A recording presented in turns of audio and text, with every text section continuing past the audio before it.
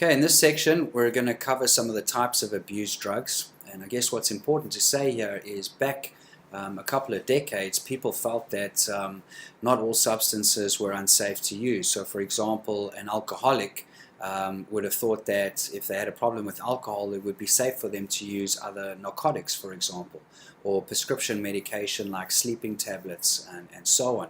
And this simply isn't the case. As we've learned, the body and the brain do not differentiate between substances. It's really not the substance we're getting addicted to, it's the effect that's produced by the substance. So cross-addiction is quite a common occurrence where an addict might feel that because they have a problem with alcohol they can smoke or at least safely smoke marijuana, and so what will happen is they will end up abusing the other drug, and eventually when they're not achieving the same desired effect and their inhibitions are low, they will simply move back to the original drug of choice.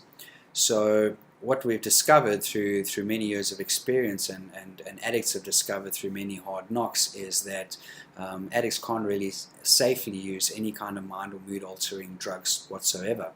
So we're going to cover 9 of the different groups of the kinds of drugs that get abused, and most of them are mind and mood altering or psychoactive, and then there is one category that really just feeds more another addictive manifestation of body obsession, and that is steroids. So we'll take a look at all of these in a little more detail coming up, and those 9 groups that we're going to cover are opiates, depressants, stimulants, cannabis, hallucinogens, inhalants, steroids, designer drugs, and lastly psychiatric drugs.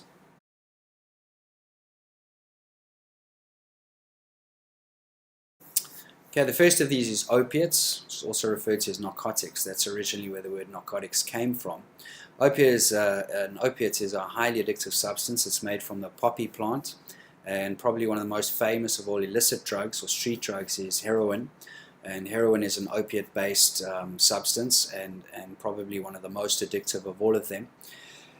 But even though people kind of look at street drugs as a big problem, one of the most widely realized addictions across the world today is actually prescription medication, because most people felt that if they were using prescription medication, well, at least they were using something that was legal.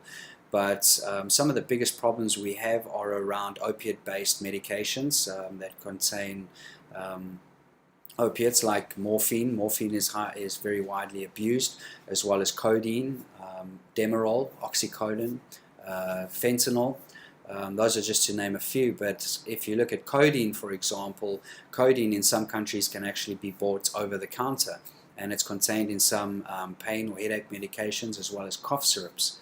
And there's a massive rate of abuse of codeine throughout the world. So some of the negative effects or side effects that can be caused by using opiates include labored breathing, because it depresses the respiratory system, nausea, vomiting, difficulty in urinating, constipation is a common one, abdominal pain, dizziness, blood disorders, anxiety, mood changes, restlessness, and skin rashes.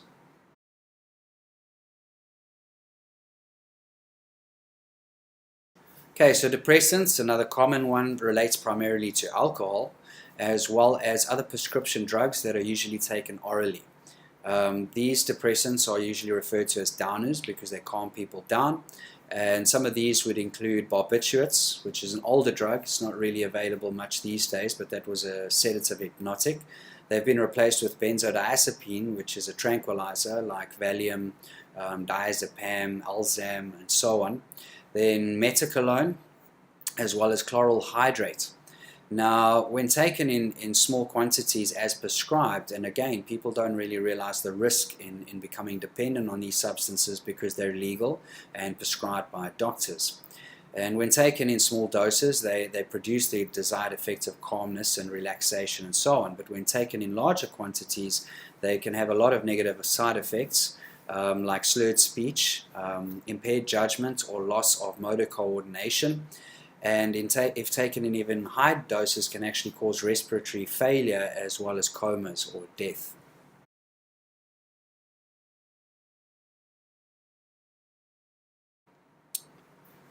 Okay, stimulants is another well-known one with drugs like cocaine, which is probably one of the second most abused drugs, and other newer drugs like amphetamine, methamphetamine, prescription medications include ones like ephedrine, and these stimulants can be found in many medications. A very popular or widely known one that is abused by addicts is Ritalin, is commonly used, and these affect the central nervous system, producing extreme euphoria and causing the person to lose all inhibition and feel very confident, most importantly. Now, these users tend to be quite hyperactive, and they will appear quite nervous, extremely talkative, and probably not be able to stand still or remain calm for any length of time. But they can also release the person's inhibition and affect their ability to perceive time and distance. They'll also become easily confused and not be able to think clearly or concentrate for any length of time. And the effects of stimulants can last anywhere from 5 minutes to several hours, depending on which CNS stimulant is used.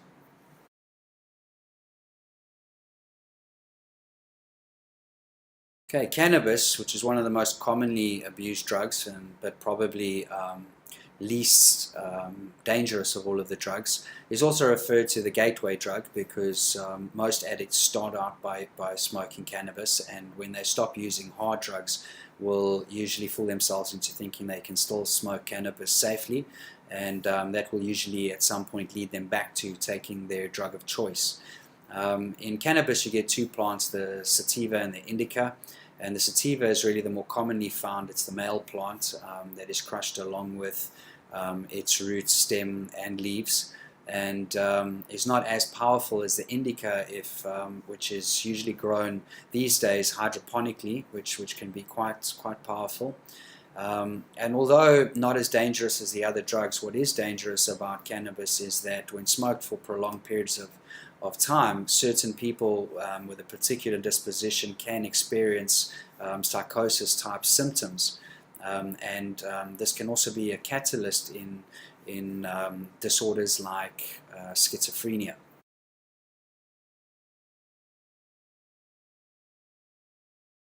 Okay, hallucinogens or psychedelics, quite simply, are drugs that can stimulate the brain and cause auditory or visual distortions or hallucinations. They can come in a natural form from plants like mescaline from the peyote cactus, or can be processed or manufactured in drugs like LSD. Now, although these aren't as physically habit-forming and dangerous in that way, they can lead to some seriously bad decision-making and cause the person to not really live in reality while they are under the influence of the drug. So examples of this is where a person might think that they can fly and then jump out of a window to prove it.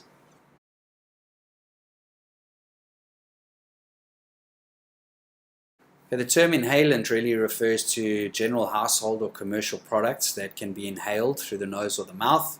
And these can include things like adhesives, glues, lighter fluids, petrol, nail polish removers, and so on. And they're generally used because they are low cost and easily accessible, and will generally be some of the first substances that addicts will abuse, usually in adolescence.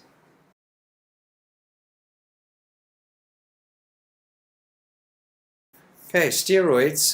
There are really about 100 or more than 100 different types of steroids, and they're referred to as anabolic or androgenic. And anabolic really just refers to increase in muscle mass, and androgenic is increase in masculine characteristics. Now, steroids refers to the type or class of drug. Now, these can sometimes be prescribed legally in the cases of delayed puberty in adolescence, or when the body produces abnormally low amounts of testosterone, and sometimes sexual dysfunction. But they are available illegally, and this is where they get abused. And what often happens is when addicts get into recovery, they usually, once they stop taking addictive substances, will switch to some kind of behavioral addiction, and oftentimes, especially with men, this will then be an increase in gymming and body obsession and trying to control their weight and their looks and things like that. So although these are not as habit forming as in the psychoactive kind of sense, they are quite dangerous and can lead to serious complications in the body and premature death.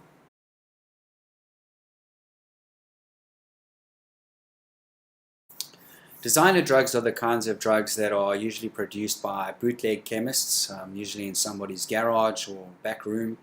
And these drugs are designed to try and replicate the effects of some of the more proper drugs. They're sometimes referred to as bootlegs. You'll usually find these kind of drugs at raves. Example would be MDMA or ecstasy, as well as drugs like GHB. There are some stimulants like speed that usually are a combination of caffeine and ephedrine and other products that can be found in chemists or even in convenience stores. So although they don't have the same chemical makeup as some of the real drugs that are out there, they can sometimes be far more potent. And that is what's so dangerous about them. The second thing that's dangerous about them is that no one really knows what the drugs contain. So ecstasy, for example, will often be mixed with other kinds of drugs. So sometimes you will find a bit of heroin, some ketamine, which is a animal or horse tranquilizer. So you never really know what you're getting. Whereas if you're buying something like cocaine, for example, it's usually a lot more pure in form if you're buying an expensive version. Another drug that falls into this category would be commonly found in South Africa is Wunga. Wunga is a drug that primarily contains heroin, but although a lower grade of heroin, but it can be mixed with all kinds of household products and things to kind of make the amounts a lot larger so that they can sell more of the drug and therefore make more money.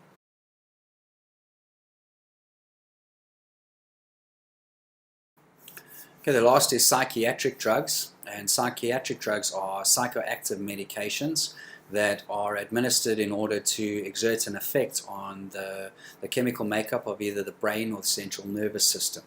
And there are quite a few different categories here. There are firstly antidepressants, stimulants, antipsychotics, mood stabilizers, anxiolytics, and depressants. Now, although some of these medications are safe to take, when it comes to people with a history of drug addiction, again, drug addicts are liable to switch to using these kind of medications instead of illegal substances because they feel that it is legitimate and that it is prescribed by their psychiatrist or doctor, and so therefore will continue to use some of these medications as a crutch, very much in the same way that they used illicit drugs in order to gain that crutch. So once again, using chemicals in order to cope with life, only different ones and prescribed ones. The ones that are a real problem here are obviously the stimulants and the depressants, as well as some of the antipsychotics, and that is because the effects that they produce are very similar to some of the other drugs that are abused. And an addict will generally not stick to the prescribed dosage, and so once again will go to different psychiatrists or doctors in order to fill their quota of the amount of medications that they need to take as their tolerance and dependence grows.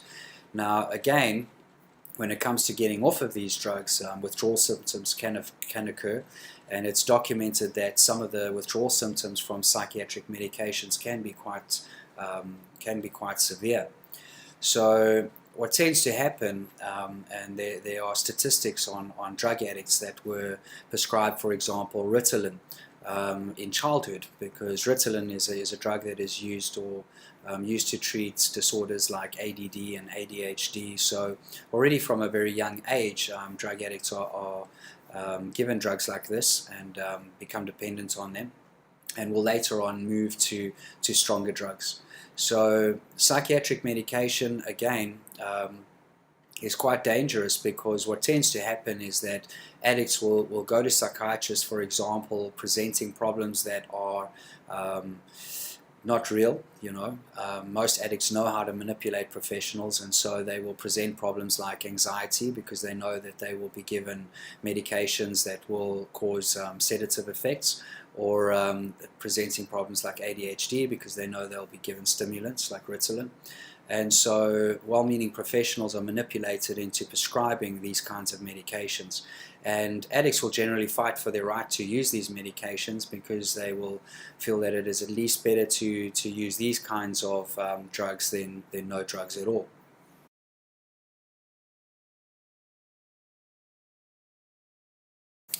Okay, next we're going to take a look at drug use stages, and this is sometimes referred to as the journey through progression of addiction.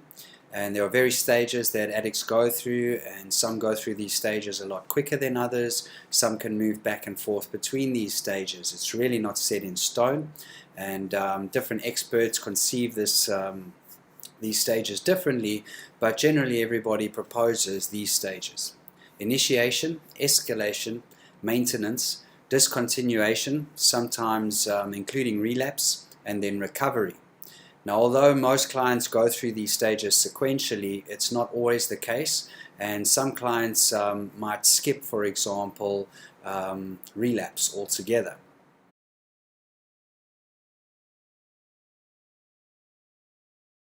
The first of the stages is initiation, obviously, and this is the first attempt or first few attempts at drug or alcohol use. And generally, teens will never use alone, so it'll usually be in a teen peer group kind of setting, or peer group pressure kind of setting, where they will try a substance because some of their friends are doing it and offer it. Alcohol, which is one of the first psychoactive substances to be used, will usually be offered in a family setting already at the dinner table as a social gesture. And it would never be thought that at this stage there would be any kind of problem with this.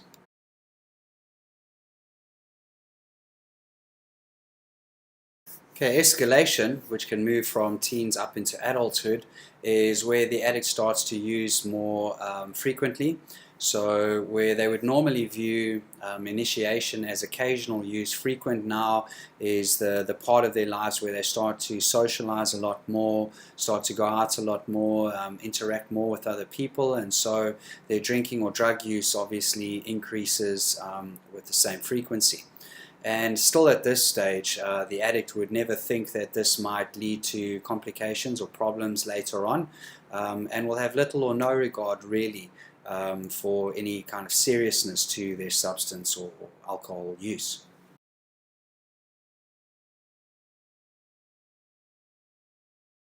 Maintenance is the stage where now all of normal life's activities start to become secondary, and using becomes a daily part or requirement of life. And this is when it starts to become an obsession, where in escalation there are still social ties and some healthy friendships that are maintained. At this point in time, those friendships start to unravel, and the time spent with other friends and family and so on starts to become less and less.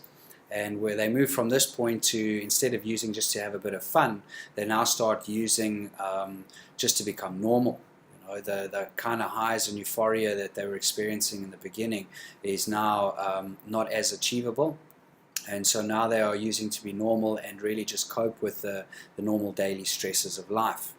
So at this stage as well, some of the real problems in their interpersonal relationships start to occur.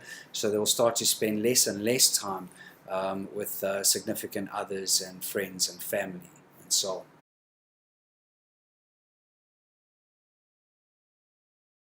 In the discontinuation and relapse stage, this is where the addict really starts to experience some of the serious consequences of their using.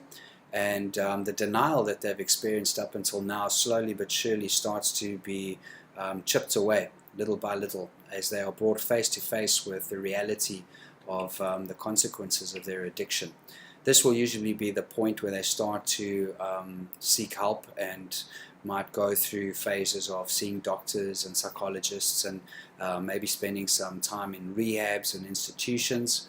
And even though they don't have a serious enough motivation to stop, they will go through what most addicts need to go through, where they start to realize that even if they have a desire to stop using, that it's not really good enough, and they don't really last for any long periods of time without some form of recovery program.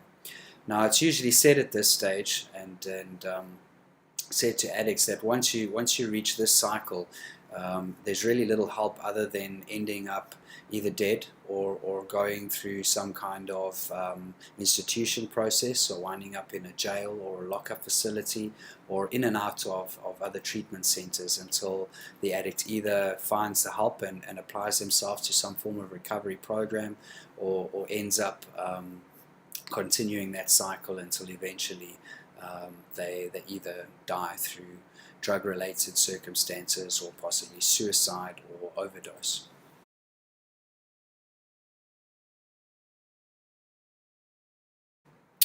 Now, the recovery stage really is hopefully the stage that an addict will reach, if they are able to achieve this. But this is the period when they have eliminated all of the softer options. So they've gone through various stages of trying to control their using, then swapping from certain substances to other substances. They've come to the conclusion that they need to stop all psychoactive substances if they want to remain clean, even to begin working some kind of recovery program. And then little by little, as they start to exert themselves into more healthy activities, being a treatment program, going back to church, getting involved in healthier, more productive activities, they can start to achieve a better, more healthier way of life.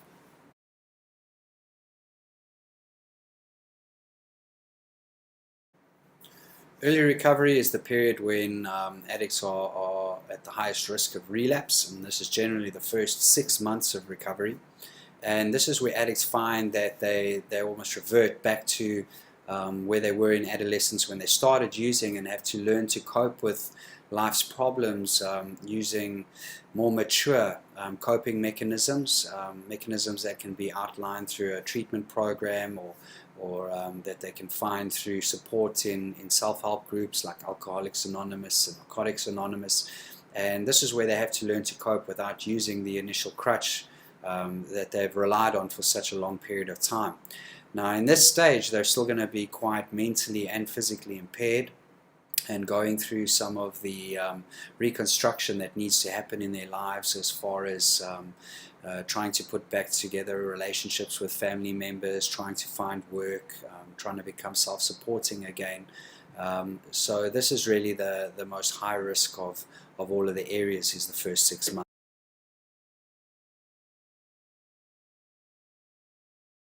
Okay, the middle stages of recovery, which is really the next 6 months leading up to the year, is where the addict really starts to deal with the social adaptation problems, as well as their physical and psychological adjustments that they need to make to living life on life's terms without the use of substances. And they can also at this stage go through a bit of a grieving process, because what tends to happen in early recoveries is some addicts can experience a bit of a pink cloud coming out of the mess that they've been in for such a long time. And this starts to wear off around the next 6 months, where they're now doing the day-to-day routines of getting up and going to work, and going to support groups, and doing fulfilling the responsibilities that they need to. So they can go through a bit of a grieving process sometimes, and thinking of what their lives used to be like, and having to almost let go of a best friend. But as they start to adapt and learn to cope with some of the issues, because now they're starting to feel, they no longer have that crutch to avoid feeling, so they start to little by little show themselves that they can start to live like normal, productive human beings, and that they are capable of doing so.